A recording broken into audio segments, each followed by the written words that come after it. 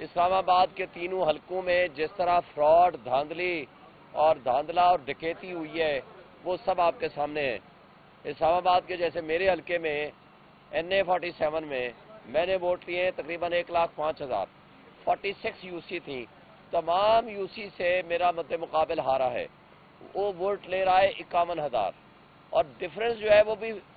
53,000 سے زائد کا ہے۔ اب وہ جو ہارنے والے کا اتنا ہیوج ڈفرنس ہے اس کو جتا دیا اور جیتنے والے کو ہرا دیا۔ اسی طرح آپ نے دیکھا جو میرے ساتھ کے 2 حلقے ہیں ان میں بھی یہی سچویشن ہے، اور میرے ساتھ جو الیکشن لڑ رہے تھے وہ صرف یہ نہیں تھا کہ طارق فضل چودھری ہو، اس میں جماعت اسلامی تھی، اس نے کل پریس کانفرنس کی ہے، اس میں مصطفیٰ نواز کھوکھر تھا، وہ پہلے دن سے ہمارے حق میں ہمارے ساتھ کھڑا ہے، اس میں TLP تھی، اس نے کل پریس کانفرنس کی ہے، اور اسی طرح تمام وہ لوگ جو لوگ ہمارے مد مقابل تھے ان لوگوں نے اس کو ایکسپٹ کیا کہ فارم 45 وہ چیز ہوتی ہے کہ جس کے تمام پولنگ ایجنٹس کے اس کے اوپر دستخط ہوتے ہیں اور اس کی روشنی میں فارم 47 بنتا ہے۔ اب فارم 45 کیا ہے؟ یعنی کہ جو سارا دن ووٹنگ ہوئی ہے اس کی گنتی کرے گا presiding officer, assistant presiding officer, اس کے اندر ہر جو کینڈیڈیٹ ہے اس کے ووٹ لکھے گا، اس کو کیلکولیٹ کرے گا، اور اس کے بعد اس پہ اپنے دستخط بھی کرے گا، انگوٹھا بھی لگائے گا، اور اسسٹنٹ پریزائڈنگ آفیسر بھی اس کے اوپر دستخط کرے گا، انگوٹھا لگائے گا، اور اس کے اوپر تمام پولنگ ایجنٹس جو بیٹھے ہوئے ہیں وہ سارے اپنے دستخط کریں گے۔ سب نے کر دیا۔ اور اچھا، اگر کسی کو اعتراض ہو، بہت اہم بات ہے، اگر کسی کو اعتراض ہو کہ یہ فارم 45 درست نہیں ہے یا گنتی درست نہیں ہے تو وہ وہی اسی وقت اپلیکیشن دے سکتا ہے۔ اس کیس میں بھی اور باقیوں کے کیس میں بھی کسی جگہ کوئی اپلیکیشن نہیں آئی، کوئی اپلیکیشن نہیں آئی، میننگ دیئر بھائی فارم 45 ہر کسی نے ایکسپٹ کر لیا۔ اب اگلا رزلٹ کنسالیڈیٹ ہوتا ہے 47 جو کچھ لکھا ہوا ہے 45 میں اس کو کمپلیٹ لکھ کے 47 جاری ہوتا ہے۔ اچھا، جو 45 ہے مثلا میرے حلقے ہے، مثال دے رہا ہوں، 387 ہے، 387 پولنگ اسٹیشن تھے، 387 پریزائڈنگ آفیسر نے دستخط کیے، انگوٹھے لگائے، 387 اسسٹنٹ پریزائڈنگ آفیسر نے دستخط کیے، انگوٹھے لگائے، اور کم سے کم بھی ہر حلقے میں 4، 5، 6 پولنگ ایجنٹ ہوتے ہیں، یعنی ہر فارم کے اوپر کم سے کم ایک وقت میں کوئی 8-9 بندوں نے دستخط کیے، اور اگر 8 بندے بھی تصور کریں تو 387 پولنگ اسٹیشنز ہیں۔ اگر آپ اس کو کم کر کے 5 بھی تصور کر لیں، یعنی 4 کر لیں، 5 کر لیں، 6 کر لیں، ہم ایوریج 6 کرتے ہیں، یعنی 2 پریزائڈنگ آفیسر اور اسسٹنٹ پریزائڈنگ آفیسر، اور 4 ہم پولنگ ایجنٹ تصور کر لیتے ہیں۔ 6 کا مطلب یہ ہوا کہ 387 تقریباً 2000 افراد کے اس کے اوپر دستخط ہے، اور مختلف 2000 بندے مختلف لوگوں کے دستخط ہے، مگر اور یہ وہی فارم 45 ہے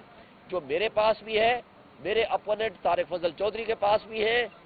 مصطفیٰ کے پاس بھی ہے، جماعت اسلامی کے پاس بھی ہے، اور کل تحریک لبیک نے بھی میرے ساتھ پریس کانفرنس کی ہے، اس کے پاس بھی ہے، اور باقی بھی کینڈیڈیٹس کے پاس ہے، وہی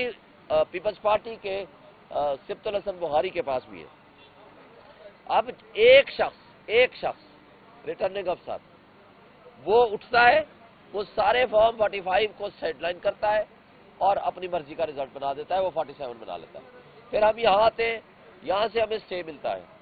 اور ریٹرننگ افسر مجھے لکھ کے دیتا ہے، رائٹنگ میں آرڈر دیتا ہے، پوری میڈیا کو میں نے اس دن دکھایا تھا،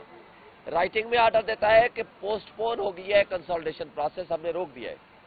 وہ رائٹنگ میں آرڈر لے کے ہم چلے جاتے ہیں تو پیچھے طارق فضل کو بلا لیتا ہے، اس کے ساتھ ٹیمپرنگ کرتا ہے، سارا فراڈ کرتا ہے، میں فوری طور پر وہاں جاتا ہوں تو ہمارے پہ حملہ کر دیتے ہیں، اور ریٹرننگ افسر ہمیں اندر نہیں جانے دیتا، اور ہم یہاں آتے الیکشن کمیشن ہماری اپلیکیشن لیتا ہے، فوری طور پر اس پہ آرڈر کرتا ہے، وہ ان کو آرڈر بھیجتا ہے، لیکن ہماری کوئی نہیں سنتا، اور اتفاق سے اور عجیب سی بات لگتی ہے کہ الیکشن کمیشن خود اسٹے دے رہا ہے، خود ان کو روک رہا ہے،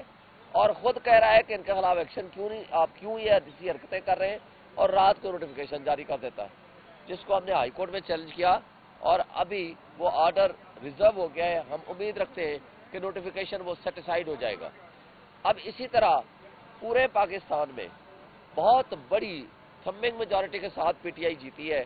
ہر حلقے میں جیتی ہے، فارم 45 موجود ہے، آج جو کچھ ہو رہا ہے، میں ایک صرف ڈی جی خان کی بات کرتا ہوں ضلع کی، وہاں لغاری کو جتایا گیا، سجاد میارچینا وہ بڑی لیڈ سے جیت چکا تھا فارم 45 کے حساب سے، مگر اس کو ہرا دیا گیا، اور وہ زرتاج گل زبردستی بڑی مشکل سے مار کٹائی ہونے کے باوجود وہ اپنا رزلٹ لینے میں کامیاب ہو گئی۔ ہمارے وہاں اقبال ثاقب صاحب ہیں، انہوں نے بھی ایم پی اے کے کینڈیڈیٹ تھے، ان کو ہرایا گیا، مخالف کو جتوایا گیا۔ اسی طرح اقبال بدانی تھے، ان کو بھی ہرایا گیا۔ اور میرے ساتھ موجود ہیں علی محمد کھلول صاحب، علی محمد کھلول صاحب میرے پاس موجود ہیں، یہ ان کا حلقہ تھا NA-184، یہ جیتے ہیں جناب 50,000 کی لیڈ سے، یہ آپ کے 1,13,000 سے، 1,13,000 اس کے ووٹ تھے 45 فارم 45 کے مطابق۔ ان کے اپوننٹ نے ووٹ لیے 64,000 64,000، 50,000 کی لیڈ سے جیتا ہوا بندہ، اس کو ہرا دیا۔ اور یہی حال پورے آپ ڈی جی خان ڈویژن میں ہے، پنجاب میں ہے، اور بہت ساری کراچی میں ہے، بہت ساری جگہوں پہ۔ اب میں سوال یہ کرتا ہوں کہ جو لوگ کل آپ نے وہ اترے ہوئے چہرے، وہ فراڈ، وہ کرپٹ مافیا آپ نے اکٹھے بیٹھے ہوئے دیکھا، جس کو پی ڈی ایم 2 کی شکل آپ کہہ سکتے ہیں۔ پی ڈی ایم 1 نے جو اس ملک کی تباہی کی ہے اور جڑیں کھوکھلی کی ہیں، وہ اب پی ڈی ایم 2 جو کہ جس کو حقارت کی نگاہ سے دیکھتے ہوئے عوام نے مسترد کر دیا، اب اشرافیہ کو اور اس بدماشیہ کو ہمارے اوپر مسلط کیا جا رہا ہے۔ اب میں یہ کہتا ہوں کہ جو فراڈ، فورجری اور بےایمانی اور ڈکیتی ان لوگوں نے کی ہے، ان کو شرم و حیا ختم ہو گئی ہے کہ کس منہ سے آپ اکٹھے ہو کے اور پھر ہمیں کہتے ہیں آپ سیاسی نہیں ہیں، آپ ہمارے ساتھ نہیں بیٹھتے۔ ہم ان کو کہتے ہیں کہ جو آپ نے جرم کیے ہیں اس کو ختم کریں۔ میں آپ کو آفر کرتا ہوں، ہم ہر ایک سے بات کرنے کو تیار ہیں، مگر جو ہمارا مینڈیٹ ہے، عوام کا مینڈیٹ ہے، وہ ان کو واپس کریں۔ جو چوری کیے ہیں حلقے، سارے لاہور میں انہوں نے چوری کیے، آپ کے سامنے ہی ہے۔ مریم نواز ہار گئی تھی، نواز شریف ہار گیا تھا، شہباز شریف ہار گیا تھا، اون ہار گیا تھا، سارا یہ فراڈ ہے، سب آپ کے سامنے ساری تفصیلات آ چکی ہیں، اس میں تفصیل میں کیا جائے۔ آپ وہ حلقے واپس کریں، 2/3 میجورٹی سے بھی زیادہ ہماری سیٹیں بنتی ہیں۔ حکومت ان کو بنانے دیں جس کو عوام چاہتی ہے۔ آئین میں لکھا ہوا ہے کہ آئین کے دیے ہوئے اختیارات کے تحت آپ نے جس کو عوام منتخب کرے گی وہی حکومت بنائے گی، اور آئین کی وائلیشن میں اگر وہ ٹولہ، وہ طبقہ جو آپس میں بیٹھ کے ایک ہفتہ پہلے تک دستوں گریبان تھے، وہ قوم کی آنکھوں میں دھول جھونک رہے تھے، آج پی ڈی ایم 2 بنانے جا رہے ہیں، یہ ملک کے لیے تباہ کن ہوگا۔ لوگ ان کے اوپر ٹرسٹ نہیں کرتے، عوام کو ان کے اوپر ٹرسٹ نہیں ہے، اوورسیز کو ان کے اوپر ٹرسٹ نہیں ہے، انٹرنیشنل ورلڈ ان کے اوپر ٹرسٹ نہیں کر رہی، کوئی انویسٹمنٹ نہیں لائے گا، اور ان کو اگلے ہی مہینے 2 مہینے میں $24 بلین کی واپسی کرنی ہے۔ ان کے پاس کوئی روڈ میپ نہیں ہے۔ جب دیکھیں پبلک سپورٹ سے گورنمنٹ آتی ہے تو وہ پالیسی وہ بناتی ہے جس کو پبلک کی سپورٹ ہوتی ہے، اس کو انٹرنیشنل ورلڈ ریکگنائز کرتی ہے، اس کو اوورسیز ریکگنائز کرتے ہیں، پھر انویسٹمنٹ آتی ہے، پھر ملک آگے چلا کرتے ہیں۔ لیکن جس انداز سے یہ چلانا چاہتے ہیں،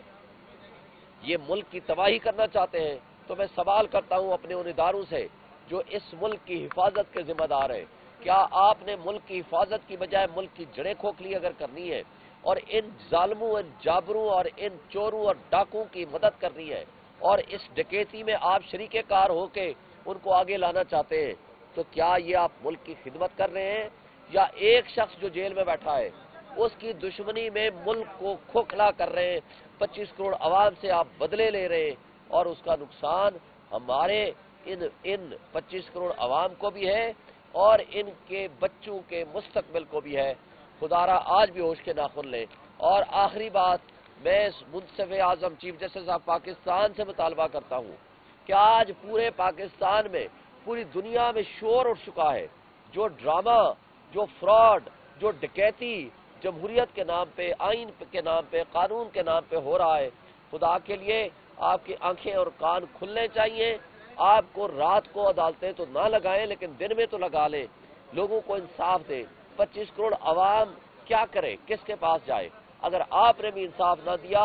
تو آپ کا نام بھی تاریخ میں تاریخ ترین الفاظ میں لکھا جائے گا۔ آج صرف عدلیہ سے توقع ہے، میں کہتا ہوں کہ وہ ہوش کے ناخن لیں، عدلیہ کم سے کم لوگوں کو انصاف دے، لوگوں کے بنیادی حقوق کا تحفظ کرے تاکہ ہم ملک کو آگے لے جا سکیں۔